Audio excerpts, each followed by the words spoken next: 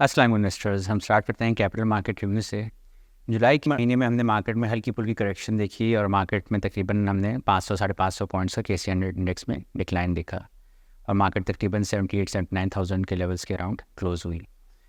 Market ने first half में जो पीक किया था वो अराउंड 82,000 के करीब किया था, जब पाकिस्तान की खबर आई कि पाकिस्तान ने IMF के साथ जो है staff level agreement for $7 billion EFF facility जो है वो रीच कर लिया है। तो उसके बाद हमने मार्केट में रिलेटिवली एक अच्छी परफॉर्मेंस देखी और मार्केट ने अराउंड 82,000 का पीक किया। मगर उसके बाद कुछ पॉलिटिकल साइड पे चीज़ें इवेंट्स ऐसे डेवलप हुए कि मार्केट थोड़ी सी प्रेशर में आए, जिसमें लोकल पॉलिटिकल इवेंट्स भी थे और इम्पॉर्टेंटली ग्लोबल पॉलिटिकल इवेंट्स भी थे, जिसमें एक तो ये है कि US में जो है वो प्रेसिडेंट बाइडन ने जो है वो ड्रॉप आउट होने का फैसला किया from presidential race, which is an surprise move.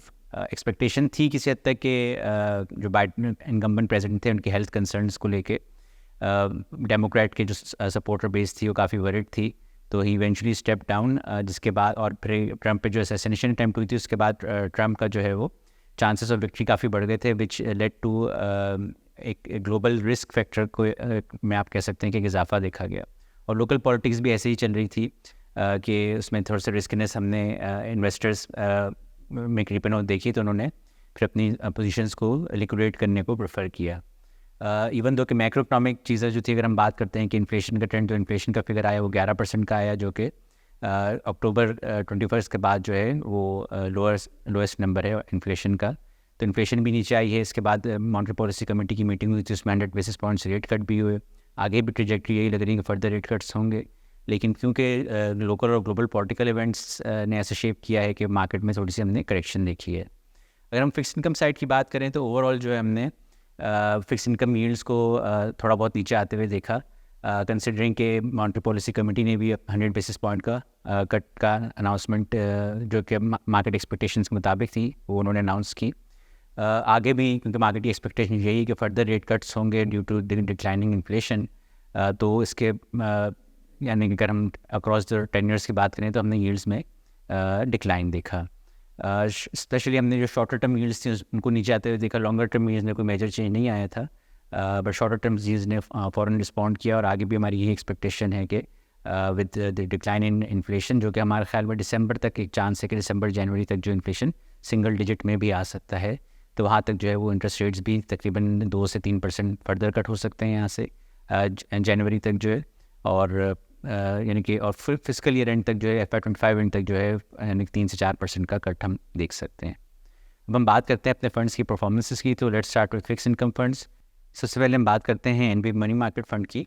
तो NBP मनी मार्केट फ़ंड ने जो है वो जुलाई के महीने में 20% का एनुअलाइज रिटर्न दिया, जबकि फिस्कल रेट में इसका रिटर्न जो है 22.3% रहा है।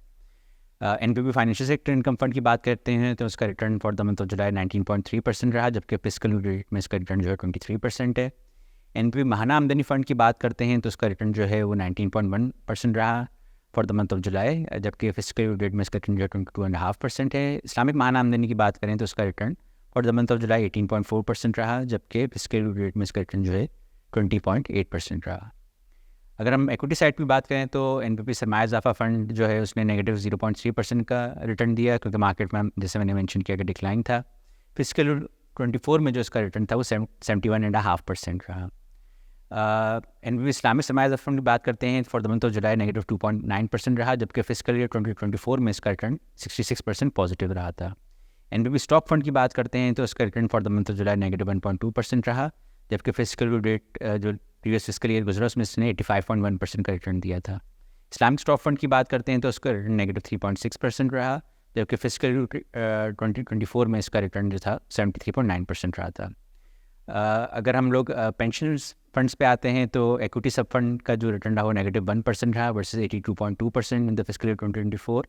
KSC जो था वो नेगेटिव 0.7% रहा, जबकि इसका KSC का रिटर्न 89% था फॉर फिस्कल ईयर 2024। डेट सब फंड की बात करते हैं तो उसका return for the month of जुलाई 19.9% रहा, जबकि पिछले साल उसका फिस्कल ईयर का ओवरऑल रिटर्न जो था 22.3% था। मनी मार्केट सब फंड की बात करें तो 19.3% इसका रिटर्न रहा था for the month of July, जबकि फिस्कल ईयर 2024 में इसका रिटर्न 22% था। इस्लामिक साइड पे पेंशन फंड की बात करें तो इक्विटी सब फंड का रिटर्न नेगेटिव 3.2% था, जबकि पिछले साल फिस्कल ईयर में इसने 74.5% का रिटर्न दिया। KMI की परफॉर्मेंस जो थी -2.8% रही थी for the month of July, जबकि KMI का रिटर्न 78.7% रहा था during the last fiscal year. Debt सब फंड की बात करते हैं तो 17.6% रहा for return for the month of July, जबकि लास्ट फिस्कल ईयर में इसका रिटर्न 21.4% रहा। जबकि मनी मार्केट सब फंड की बात करें तो इसका रिटर्न 18.1% रहा, जबकि लास्ट फिस्कल में इसका रिटर्न जो था 21.5% था। इन्वेस्टर्स, अगर हम ओवरऑल मार्केट की आउटलुक की बात करें तो क्योंकि मार्केट ने लास्ट 5 मंथ्स में इस महीने से पहले जो है कंसेक्यूटिव पॉजिटिव रिटर्न्स दिए थे। अगर लास्ट फिस्कल ईयर की बात करें तो पाकिस्तान की मार्केट दुनिया की बेहतरीन स्टॉक मार्केट थी। इसने PKR टर्न 89% और डॉलर टर्म्स में 94% का रिटर्न दिया था। और जो सेकंड बेस्ट परफॉर्मिंग मार्केट थी उसका रिटर्न हार्डली 44-45% था। तो एक बहुत अच्छे मार्जिन से पाकिस्तान की स्टॉक मार्केट जो थी लास्ट ईयर फिस्कल ईयर की वर्ल्ड्स बेस्ट परफॉर्मिंग मार्केट थी। अब उस किस्म के रिटर्न्स फर्दर जनरेट होना तो यहाँ से क्योंकि थोड़ा बेस हाई सेट हो गया तो उस किस्म के रिटर्न्स तो एक्सपेक्टेड नहीं है। और अभी क्योंकि पॉलिटिकल जो सिचुएशन है वो थोड़ी सी फ्लूइड है ग्लोबल लेवल पे भी और लोकल लेवल पे भी। ग्लोबल लेवल में एक और इवेंट जो अभी फर्दर एस्केलेशन हो रही है मिडल ईस्ट में, तो उसकी वजह से जो है फर्दर यानी कि ओवरऑल ग्लोबल मार्केट्स भी किसी हद तक प्रेशर में है और उसका इम्पैक्ट जो है वो लोकल मार्केट्स पे भी आ रहा है। और लोकल भी सिचुएशन जो है वो फ्लूइड है, तो इसकी वजह से ओवरऑल मार्केट में हल्की फुल्की करेक्शन देखी जा रही है। हमारा ये ख्याल है कि प्रॉब्ली जैसे ही करेक्शन का फेज़ ओवर होता है तो मार्केट जो है अपने स्ट्रॉन्ग रन को कंटिन्यू करेगी, क्योंकि फंडामेंटल्स जो हैं अपनी जगह इंटैक्ट हैं। इंटरेस्ट रेट्स अभी भी, जैसे मैंने पहले मेंशन किया, कि हमें नीचे आते हुए दिख रहे हैं। स्टॉक मार्केट की वैल्यूएशंस अभी भी 4.7-4.8 के अराउंड हैं, which is very attractive. Dividend yields अभी भी 9-10% के अराउंड हैं। So dividend yields are good, valuations are good, interest rates are coming down. तो इन सब चीज़ों को देखते हुए लगता है कि स्टॉक मार्केट जो है कंटिन्यू करेगी, प्राइमरीली बिकॉज कि इसका बेस बहुत छोटा था। So we can see further re-rating considering कि जो मैक्रो इकनॉमिक वेरिएबल्स हैं, चाहे वो रेमिटेंसेस की साइड पर हों, करंट अकाउंट की साइड पर हों, या फिर टैक्स कलेक्शन हो, तो सारी मेजर्स जो हैं वो ये इंडिकेट कर रहे हैं कि ओवरऑल सिचुएशन जो है वो बेहतर हो रही है और इन्फ्लेशन के फिगर्स भी ये इंडिकेट कर रहे हैं। So we see a continuation in the market re-rating. और मार्केट का मल्टीपल जो है इस फिस्कल ईयर में तकरीबन 5.5 के अराउंड जो है वो री-रेट हो सकता है।